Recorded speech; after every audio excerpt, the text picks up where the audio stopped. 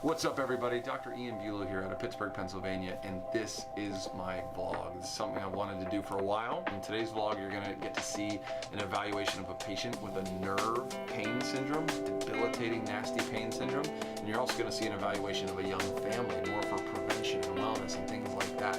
It's really great information. I hope you enjoy it. If you have any questions at all, let me know. Otherwise, if you like this, the best thing you can do is like it, share it, and we'll see you guys next time. It's just people can't relate. Right. Chronic pain syndromes, unfortunately, it's hard for people to, they can't see it. It's not like it's a wound, you know? So for me, initially it was more ear and sinus pain. And that was probably December, January. And mainly on the right side, right? Only my right side. So then, you know, that gets us to here today. You know, I went. When did the jaw start coming in? That was probably just a couple months ago. June, summer kind of? Yeah, it definitely happened in July, like before this big episode. And it probably happened one more time before that. It's just so hard because I didn't think much of it. So then August 13th of this year, I just went on my 10-year anniversary trip. We're whitewater rafting, we're, you know, doing ropes course. I'm feeling great. We have, you know, the best time. We come home. That Monday morning, I'm like, oh my gosh, my ear, like maybe I got water in it or something because this is unreal. I have to go because this is too painful. So Tuesday morning I go to the urgent care and she's like, yeah, it kind of looks like maybe you have an ear infection, inner outer. I'm just going to go ahead and give you amoxicillin. We'll give you some drops. So I'm taking them and I'm like, I'm not, usually, you know, you kind of get that relief within a couple doses and it's not hitting it. I'm taking pain medicine. Nothing is hitting this like ear and nose pain. So I'm like, I think I need to go see my PCP. This is the brain stem. Brain stem is what regulates pretty much all your cranial nerves, right? Trigeminal nerve just so happens to be the biggest one. The other thing about the trigeminal nerve is the trigeminal nucleus, so like where the actual cell bodies are three different clusters of, there's, trying to think of what the other ones are called, but the lower one is a long cluster of cells and it's called the trigeminal cervical nucleus. And the reason it's called that is because it actually goes down to the level of like the upper cervical spine. And what happens is these joints and muscles pain receptors feed into that trigeminal cervical nucleus, which is the same place where the pain and temperature from here feeds into. So the point of the matter is if you had like a cobweb of nerves and you just pluck this part of your cobweb, the whole cobweb resonates. So if you have an irritation coming from the neck, it can feel like it's coming from here. Like if I hit here, I get the twinge right in here. But it's not a problem with my pinky, you know? So you definitely have an irritation on your trigeminal system. It's just what's causing it. Is it the fact that you're biting wrong and you're having an irritated nerve there? Or is it the fact that there may be some misalignment in your neck? The only thing that we can tell so far is that physical activity may have exacerbated it. Right? That's a spinal thing. You're kind of going get this stuff out of the way first. So what you're going to do is just sit nice and tall, just like that. I'm going to have you tuck your chin down a little bit. Right there, just like that's fine. The scanner itself houses 2 infrared cameras, so it does not put anything into your skin. It is measuring the heat that is naturally coming off the skin surface. So what the computer does is it measures and compares the left side with the right side. And the reality is you should be the same. You know, you should be able to take a thermometer and put it under the left arm and the right arm and it'd be the same. But if you take a look here, and watch this now, this line represents the temperature on the left side of your neck from bottom to top. This line represents the temperature on the right side of your neck from bottom to top, and that line in the middle is the comparison. It's the difference between the two. If the left and the right were the same, that center line would be straight up and down like the blue line. And you can see how yours is kind of all over the place, which is not a huge surprise, given the fact that you have a functional problem. We'd like, if it were straight down the center, then you'd have green on both sides. You have a moderate amount of inflammation. It's hotter on the right side relative to the left, which just so happens to be the side that a lot of your discomfort is on. It doesn't always correlate with the sign of pain, but the level of dysfunction in your neck is pretty high. And our goal would be to try and get that to kind of look like this. If we can get it to calm down like that, then not only do we find that people's necks and shoulders calm down, but all the neurological just agitation calms, and I think you really would do well. You're going to relax the muscles in the legs. We're going to bring them up. Just relax here. We're going to bend the knees. Any tension in your lower back when we bring the feet up like this? Not too bad. Good. but a little bit there. Just a slight bit. Yeah. When your spine is out of line, that's one of those things, it doesn't, there's not room for give, right? So when we flex the hips and bend like that, it shouldn't create any tension, but when your spine's out of line, you'll feel that. Now if you had a bulging disc, you'd light up. You wouldn't, you know what I mean? But there's just that slight tension in your spine. And Lindsay, if I brought your feet together and I held them like this, if I put my hand on this right heel and I come straight over, I kind of run into that pad. And again, you're talking about 1/8 of an inch to 1/4 of an inch. Not a huge deal, but it shows those hips are just like your lower back pain, just a little tension. But I want to see how much of this tension down your spine is due to this tension all the way up here. I just want you to turn your face. You can start by looking to your left and just kind of relax it on the right ear there. Relax the shoulders and back. Relax the legs and the feet just like before. Now when you turn to the left, now right to left doesn't make a big difference, but just when you turn, if it changes things, that's what matters. And when you turn to the left, you get just about perfectly level. You know what I mean? Now go ahead and turn to the right. And all this is doing is just a test to say, hey, if you move your neck bones, right? And this is actually difficult to do. Moving to my right side. To the right side? Like it just feels funky. Yep. And Raj, come on over here. And go ahead and look at this. When you turn to the right, it gets worse, right? And it's, again, we're talking about 1/8 of a degree here, or 1/8 of an inch here, 1/8 of an inch there. There's a structural problem up here. And if at the same time we take that heat reading and we see there's a neurological irritation in this area, then our assumption is that the two of them are related. That whatever's going on structurally is also causing a neurological irritation. So if we fix that structural problem, we can calm the nerves in that area, and if we do that, any neurological area associated, either directly or indirectly, should hopefully calm down and improve and allow your body to heal.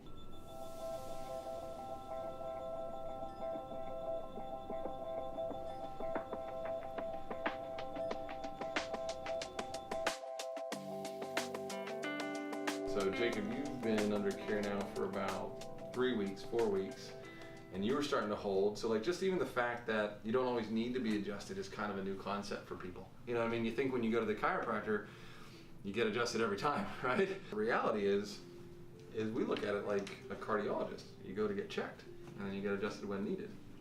So you did get adjusted last time. How have you been doing since then? Pretty good. Yeah, that's pretty awesome. So this is your scan today, right? And without even looking at the ones in the past, you already can get a sense of how it's pretty decent. If we look here, Jacob's last scan was here. This was after he left on his last appointment, and that's where you are today. That's a pretty decent scan, right? We're gonna cross-reference that with your balance and your posture and just kind of see. But since you're going away for a while, when you come back, we'll probably check you a couple times that week when you come back. But otherwise, this is great. Go ahead and look to your right-hand side there, Jacob. And then to the left-hand side all the way. And back to the center, back to the middle. So his feet are perfectly level, and that combined with a calm scan, we don't want to go in and mess with that, you know? I'm just going to check the rest of your spine to see how tight it is. I would imagine that it's doing pretty well. I always just like to double check to see how the tension is in the spine. We've got some muscle tension, but no trigger points, you know what I mean? No spasms. Riley, you've had 4 adjustments so far. And what we want to do now is see if there's any glimpses of it starting to gel a little bit. It's a little bit of trial and error, a little bit more general. Similar patterning. The orange is right here, calming down a little bit at the bottom. You see that spike at the top? That's the most important area. So when you have that spike, we usually keep working on it, right? This midsection's calmed down to the blue, which is good. So it's, you know, it's a little bit calm, about the same, calm, a little irritated. It's very similar. You know, sum total is it's about similar. What we'll do is we'll take a look at your posture, look at balance, and we may shift gears from C1 down to C2, which is what we last left off with. We may do that again. Start setting in again. Yeah. Kylie's been having episodes of nausea and actually fainting spells, right? And this is one of the reasons why we wanted to do these videos, is because a lot of people would think, what in the world does fainting have to do with my spine? And it's like, well, hang on. Your spine is the gateway of all those blood vessels and brain fluid and all kind of important stuff. And so it's really important. And what we're seeing is just like the scans, doing well after the adjustment, but kind of falling back into that rut a little bit. So we're starting to change a little bit about what we're doing.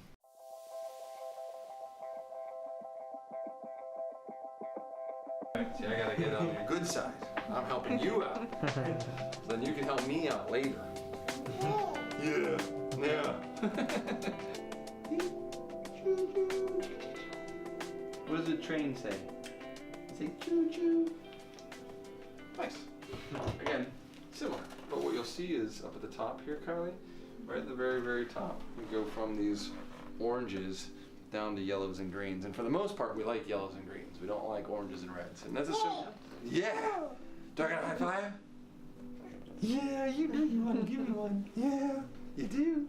Yes, you do. It was red starting out last time. That's right, yeah. Baby steps in the right direction. I'm gonna get a look at Nayeli. Now the way we're gonna do this really kind of depends. It seems like her patience is wearing on us. Now, this is just how I roll, and we'll see if she lets me. Nayeli, come here. Come here. Watch. It's all right. It's all right. Look over here. What's that choo-choo train? Nayeli, look. What's this? What's this? What's this? What is it? What is it? Choo-choo? Watch. Choo-choo. Yeah, she's so nice. Nayeli. Good job. Nayeli. Good job. So she's a little bit hotter on the left-hand side. Not too bad, but these guys aren't as accurate as ours, but it's just a little off. That's, by the way, something that you can do at home. It's less accurate in adults, but with pediatrics and newborns, you take the temperature kind of in the soft spot behind your earlobe where you have a piercing. Yeah. Compare it side to side. You want it to be within 0.5 degree Fahrenheit. For the adults, we obviously measure the temperature up your back, up the back of the spine there. Mm-hmm. But with the little ones, since they'll shrink their neck down because it's ticklish, you know, we just take the temperature right up here. And we like for it to be within 0.3 degrees Celsius. So right here, 0.39 is kind of, all right, you know, it's a little bit off, not terrible, just right on the brink there. It's also off on the left. So if we were to check her again, when you guys get back from your trip, we'll see if it's still off on that side or if it's just still active.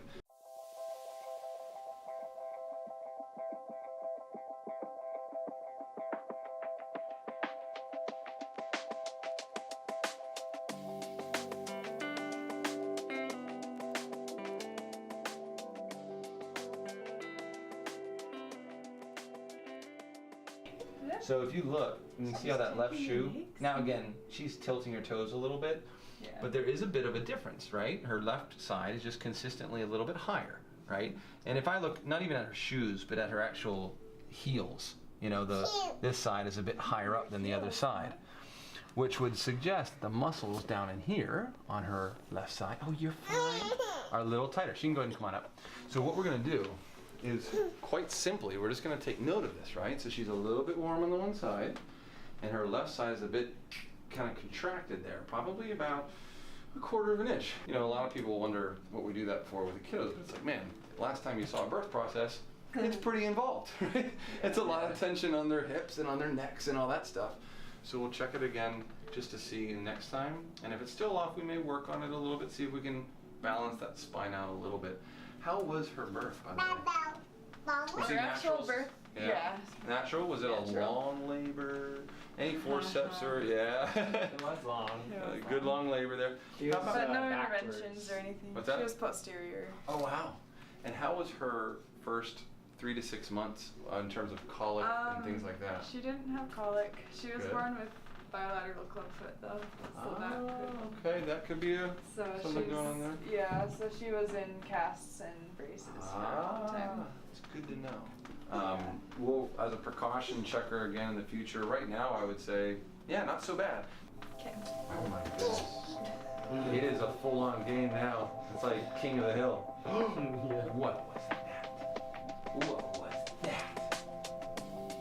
Yeah, that's right. She like put that look straight at me like, wait a second, I totally just did that. Yeah, you did it. I saw it. It's all right. I forgive you. Oh, well, you did. You ate it. You did. You ate it. Oh, you little cutie. Good boy. Can I high five? These are Lindsay's x-rays. We saw her earlier today. She has the facial pain syndrome. And we did our analysis, which shows inflammation coming from the cervical spine, from the neck. Let me show you here.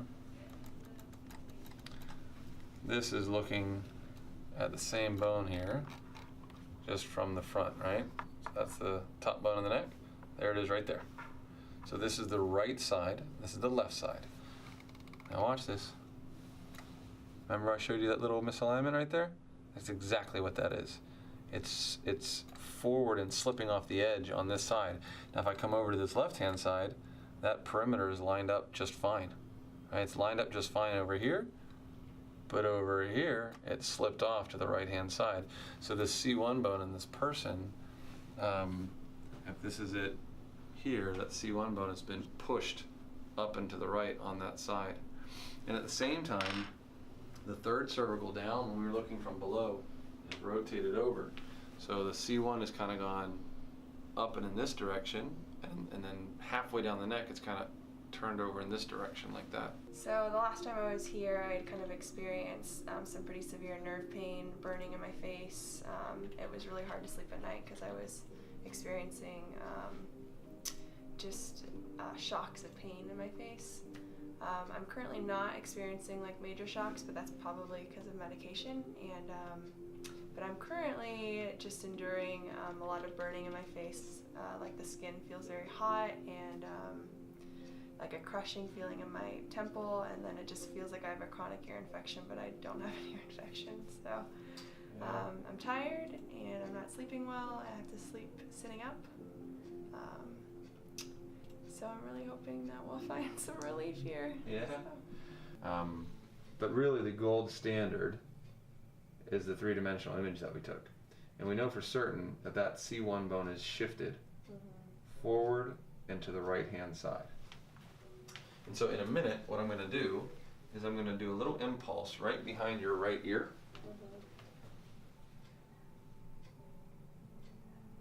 Right there. And we're going to bring it in this direction. And that's not the adjustment itself, that's just a little pre-test, so to speak. And I like to see, does it help your spine relax? And it does. You go from a 1/4 inch down to about 1/8 of an inch when I put that pressure just behind the ear, okay? But the actual adjustment itself is going to be on a different table. So I'm going to have you go ahead and come on up from here. What you want to do is take a mental snapshot of this. And this is what I tell everybody, but I know it's going to be a little bit harder for you, potentially harder, which is, this is how you should be sleeping. What we're going to do is we're going to take a measurement here that we got from your images so that we're really, really accurate. And when we do the adjustment, we're going to be contacting the very top bone in your neck, which is located right here behind your ear. Okay, it's about the size of an eraser tip of a number 2 pencil. Not very large. So we don't have to apply a lot of pressure. Okay, what you're going to feel is something like that. Okay, it's going to be very quick, it's going to be very light. But what you'll hear and what you'll feel primarily is that this headrest that you're lying on is going to drop down. Sure. So it'll sound and feel more like that. Okay, but what happens behind your ear, you're barely going to feel it all. There's no cracking, there's no popping, there's nothing like that. Everything we just did, that little impulse to shift that one bone to allow it to settle and rest, okay? And then we'll let you rest there for about 15-20 minutes, then I'll get you up and we'll recheck it, all right? So hang tight here for just a second. What I'm going to do is I'm going to take the weight of your head. I'm going to have you kick your feet forward. I'm just going to sit on up all the way. All the way, all the way, all the way. So sit real nice and tall there. Try not to twist or bend your neck too much, and you can go ahead and come on up. You can slip your shoes on if you like, and you're going to follow me in the back, okay? Is it okay to lie flat on your back? Let's find out. Yeah. It's only at night that I have problems laying on my back, and I don't really know why. And remind me again, what is it that flares when you lie on your It's back? like I have this awful, like I already have burning on my face and tingling, but it's like overwhelming, and it's almost like my central nervous system gets mad, and I get like my body jumps lie down? and jumps Yeah. and jumps, and I can't sleep. We'll take it slow and see. Okay. And this is how you want to sleep if you're a back sleeper. Okay. Should I try to transform myself into a back sleeper, or is that useless? I think either way is fine. Okay. There's different arguments for both. You just don't want to be on your stomach. Right. Okay. We have in the future, you can try. We have an overnight pillow that has, it's contoured to support you in your back like this, but on each side of your head it has these big pads, so when you roll onto your side it actually supports you from the side. Sure. So your head's not doing this. This is how you want to be on your back, and that's how you want to be when you're on your side, when you're over there. Alrighty? Sounds good? Yeah. I mean, are you doing okay with this so far? Yeah, feels something different. I just can't decide all the things yet. Well, think about them. You'll give us a report here in a minute. Sure, sounds all right, I'll come get you in 20. The last thing I'll say is feel free to fall asleep. A lot of people do. I'll get you in a bit. Thank you. Yeah, you betcha. How we doing? Come on up. All right. That's cool. Come on up. All right, so here's what we're gonna do. You can move a bit more freely. It looks like your sandals got tucked underneath it here.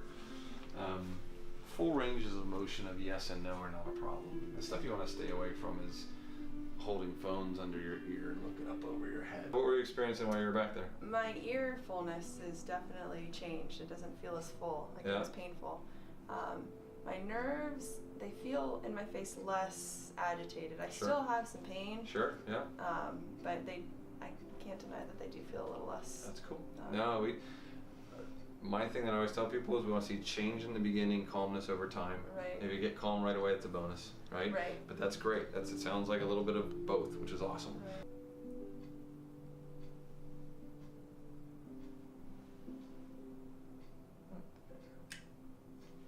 Good.